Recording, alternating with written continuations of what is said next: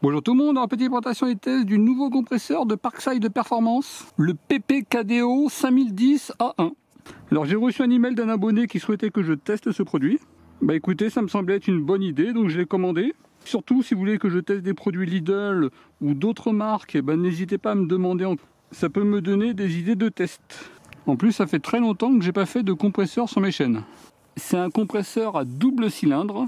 La puissance 2200 watts, la vitesse de rotation 2850 par minute, la pression maximale c'est 10 bars, la capacité 50 litres, le débit d'air restitué à 7 bars c'est 148 litres par minute et l'entrée d'air c'est 412 litres par minute. Convient aux appareils nécessitant une puissance élevée tels que les clés à choc ou les marteaux buraineurs pneumatiques. Par rapport au PKO 248A1, il a 106% d'admission d'air supplémentaire.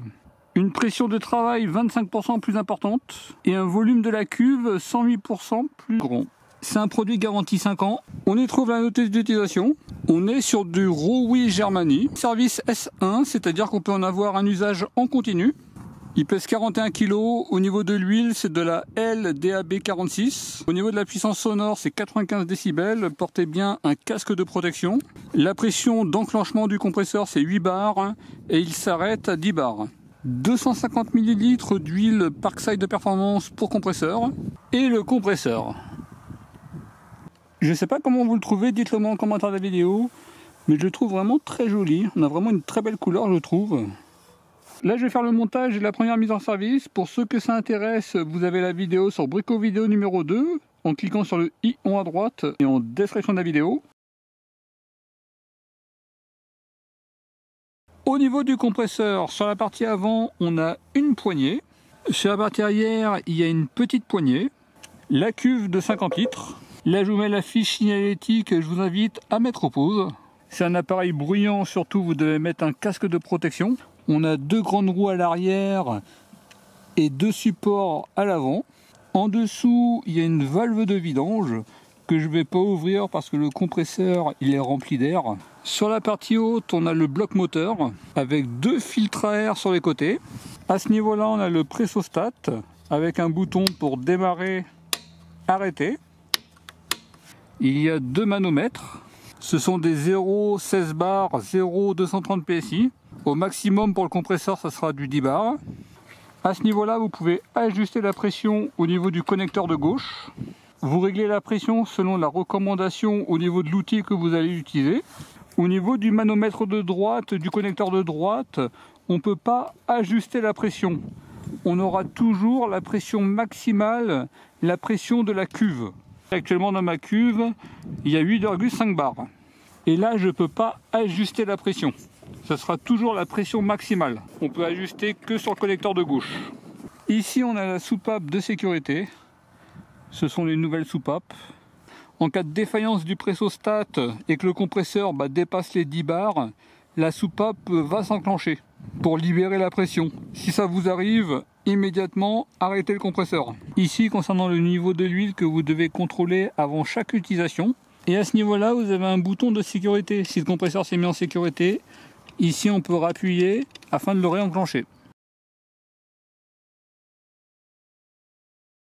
On va faire des petits tests, des petites mesures du compresseur Parkside. Au niveau de l'alimentation, elle sera faite avec une station d'énergie que je vous ai déjà présentée, l'EcoFlow Delta Pro 3. Je remets la vidéo sur le i en à droite et en description de la vidéo. Dans ce premier test, on va voir le temps de remplissage de la cuve, de 0 à 10 bars. Les compresseurs, ce sont des appareils bruyants, surtout pensez à bien vous protéger les oreilles. Allez, c'est parti. Là, vous avez le temps de remplissage de 0 à 10 bars. Ici, je vous ai mis le temps, et là, vous avez la puissance en watts. Le compresseur, il démarre à peu près à 2200 watts, c'est sa puissance nominale. Très rapidement, vous allez voir qu'il va passer aux alentours de 2400 à 2600 watts la plupart du temps. En une minute, on est à peu près à 5,5 bars. On atteint les 8 bars en 1 minute et 43 secondes. Et regardez bien, mon compresseur, en fait, il ne va pas s'arrêter à 10 bars. Il va s'arrêter à peu près à 9,5 bars. Regardez. En 2,08, Le remplissage, c'est en 2 minutes 08 et il s'est arrêté à 9,5 bars. Il s'est pas arrêté à 10 bars. Donc le compresseur ne s'est pas arrêté à 10 bars. Il s'est arrêté à 9,5 bars. Et on voit qu'il semble descendre vers les 9 bars. Là, ça fait quelques minutes et on voit que ça se stabilise à 9 bars. Ils annoncent 10 bars au maximum, mais là en tout cas, moi je suis plutôt sur du 9 bars max. Après, ça peut être un mauvais réglage au niveau du pressostat. N'hésitez pas à me dire en commentaire de la vidéo qu'est-ce que vous en pensez. Dans ce deuxième test, on va voir à quel niveau de pression le compresseur redémarre. Normalement, c'est un 8-10 bars. Il devrait redémarrer à 8 bars. Et comme ça, on va voir le temps de re-remplissage de 8 à 10 bars. Là, je vais faire fonctionner une petite soufflette. Et dès que le compresseur démarre, j'arrête d'appuyer. Manomètre de gauche, c'est la pression de l'outil. Manomètre de droite, c'est la pression dans la cuve, la pression maximale. C'est parti. Là, j'enclenche la soufflette. La pression dans la cuve diminue, sauf qu'on voit que le compresseur ne s'enclenche pas à 8 bars. Vous voyez, il n'a toujours pas démarré. Et là, il vient de s'enclencher. Au niveau de l'outil, il s'est enclenché à peu près quand on était à 7 bars. Et réellement, dans la cuve, on est à peu près à 7,25 bars au moment du déclenchement. Il ne s'est pas enclenché à 8 bars. Normalement, c'est un compresseur 10 bars, il aurait dû s'enclencher à 8 bars, sauf qu'il ne s'est pas enclenché à 8 bars, il s'est enclenché à peu près à 7,25 bars précisément. Là, il y a quand même un retard d'enclenchement. Est-ce que c'est un défaut de réglage du pressostat? C'est bien possible. Dites-moi ce que vous en pensez en commentaire de la vidéo. Le re-remplissage est assez rapide. On voit que la puissance au moment du re-remplissage est aux alentours de 2500 watts. Il aura été tout le temps entre 2500 à 2600 watts. Et là, mon compresseur, normalement, c'est un 10 bars. Il aurait dû s'arrêter à 10 bars.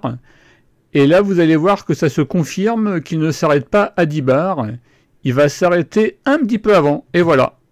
Il s'est arrêté à 9,5 bars. Finalement, la pression de déclenchement, c'est pas 8 bars sur mon compresseur, mais c'est plutôt 7,25 bars. Et la pression d'arrêt de mon compresseur, c'est pas 10 bars, c'est 9,5 bars. Peut-être un mauvais réglage au niveau du pressostat. Ensuite, la pression redescend légèrement et elle se stabilise à 9 bars. Fonctionner en continu à la pression maximale une soufflette avec un tuyau spirale. On va voir à quel niveau de pression le compresseur il va tomber. C'est parti! Manomètre de gauche, toujours la pression de l'outil. Manomètre de droite, la pression dans la cuve, la pression maximale. Au début du test, on voit que je suis à 9 bars. Finalement, c'est la pression généralement maximale que j'ai avec mon compresseur au repos. Il s'arrête à 9,5 bars, mais généralement, il tombe vers les 9 bars. Là, j'enclenche la soufflette en continu pendant une durée de 5 minutes. Pendant 5 minutes, je vais débiter de l'air au maximum. A noter qu'on est sur un tuyau spirale, c'est-à-dire que le débit d'air est un petit peu moins fort. Là, on voit que le compresseur ne s'est pas enclenché à 8 bars, et il s'est enclenché à peu près à 7 bars au niveau de l'outil, et 7,25 bars au niveau de la cuve. Alors que normalement, il aurait dû s'enclencher, je vous rappelle, à 8 bars. Et là, on voit qu'il y a une puissance de démarrage à 2930 watts. Et après, le compresseur va débiter en continu, pendant pratiquement toute la durée de fonctionnement, aux alentours de 2500 watts. Il va être entre 2400 et 2500 watts. On voit que le compresseur, il tient quand même une bonne pression. Au bout de 2 minutes, on est encore sur plus de 6 bars. 3 minutes, on est encore sur 6 bars au niveau de l'outil. On va passer très légèrement en dessous des 6 bars. J'ai fait un test pendant 5 minutes. Et là, on arrive à la fin du test. Et on voit que la pression dans la cuve, elle était à 6 bars à la fin du test. Et de l'outil, un petit peu moins de 6 bars. Il a tenu en continu, finalement, une très bonne pression aux alentours de 6 bars durant tout le test. Là, au total, ça a consommé 231 Wh. Et il y a eu un pic de démarrage à 2930 watts. Également, je regardais la Delta Pro, elle débite quand même pas mal. On est tout le temps à 230 volts. Elle est quand même très performante. Sur ce dernier petit test, j'ai remplacé le tuyau spirale par un tuyau classique de gros diamètre. J'ai réglé la pression du compresseur de manière que quand il va s'enclencher, qu'on ait à peu près 6 bars au niveau de l'outil, pour avoir 6 bars en continu au niveau de la soufflette. C'est parti. On voit que la pression tombe aux alentours de 6 bars, ce que je voulais en continu.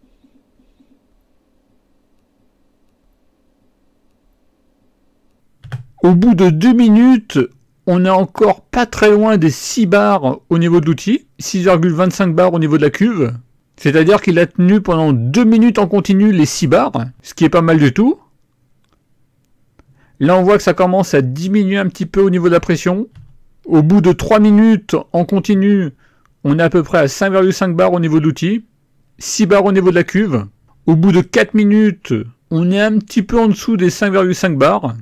Et au bout de 5 minutes en continu, avant l'enclenchement, on était à peu près aux alentours de 5,25 bars. Là, je faisais des ajustements de pression avec un petit burineur. Et là, regardez, j'ai eu un démarrage à 3166 watts. A noter que la Delta Pro 3, elle envoie quand même un excellent courant d'alimentation.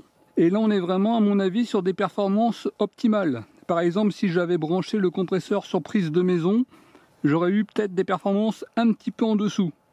Bon, là, je faisais un petit test, séquence que je vous mettrai en bonus sur Brico Vidéo numéro 2. Et il y a eu un pic de démarrage à 3950 watts. Bon, j'ai laissé la cuve remplie au maximum pendant plus de 24 heures.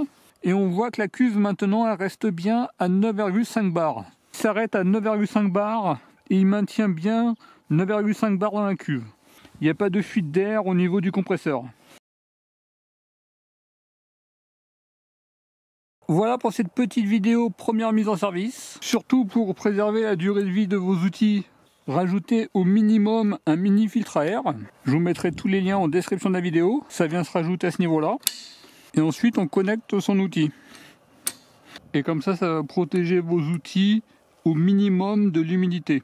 Il existe des versions plus grandes, également des versions avec huile, quand on utilise des outils justement qui nécessitent de l'huile. Bon, d'ailleurs, il y a très longtemps, j'avais fait une vidéo de recommandation comment utiliser un compresseur. Je vous la remets sur le i en haut à droite et en description de la vidéo. Ça vaut également pour ce compresseur. D'ailleurs, il me fait fortement penser à mon Shapehash. Ce que je ferai sur Brico Vidéo numéro 2, déjà vous allez avoir le montage, la première mise en service. Je rajouterai un petit comparatif visuel avec le Shapehash, ce qui me fait vraiment beaucoup penser au Shapehash. Et je ferai un petit test à vide, et comme ça vous verrez l'humidité qui va être filtrée. Voilà pour cette petite vidéo. Donc là pour l'instant je ne vais pas vous donner mon avis parce que j'ai pas encore utilisé réellement, concrètement le compresseur. Ça sera dans une prochaine vidéo. Surtout si vous avez des questions, des interrogations, n'hésitez pas à me les mettre en commentaire de la vidéo. Dans la mesure du possible, j'essaierai d'adapter mes tests et d'y répondre lors de la prochaine vidéo. Également, si vous voulez voir des tests spécifiques, dites-le moi en commentaire de la vidéo. À ce niveau-là, vous avez la vidéo bonus sur Brico Vidéo numéro 2. En tout cas, je vous remercie d'avoir regardé cette vidéo et je vous dis à très bientôt. Au revoir.